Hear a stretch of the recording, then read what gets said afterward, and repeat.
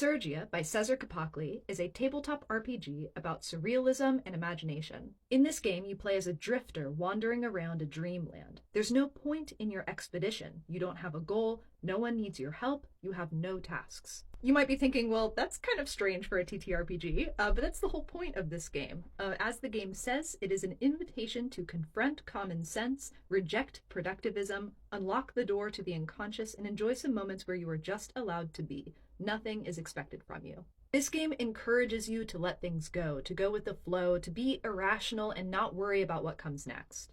LISERGIA is primarily designed as a single-player game, but there are instructions about how to play with multiple people. To play, you'll need 3 6-sided dice, a copy of the world map and totem grid, and a notebook or journal.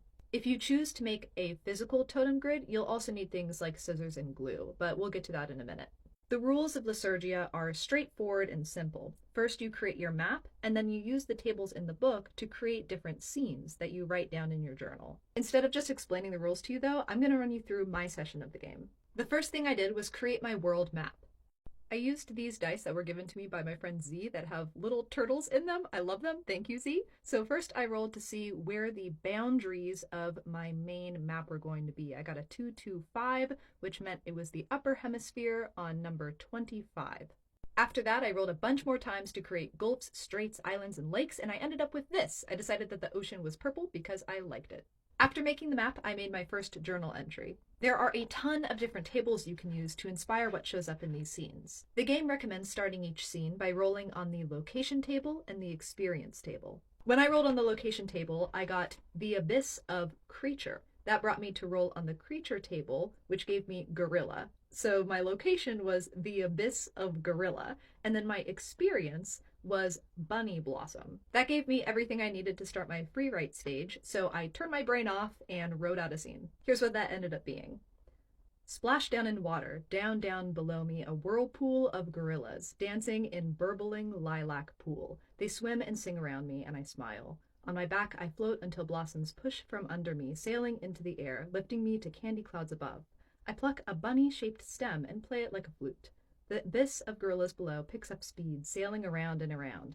I play until the sun sends me to orange-soaked sleep. I could have rolled on other tables to help extend that scene, but I felt like it was pretty concluded, so I decided to move on.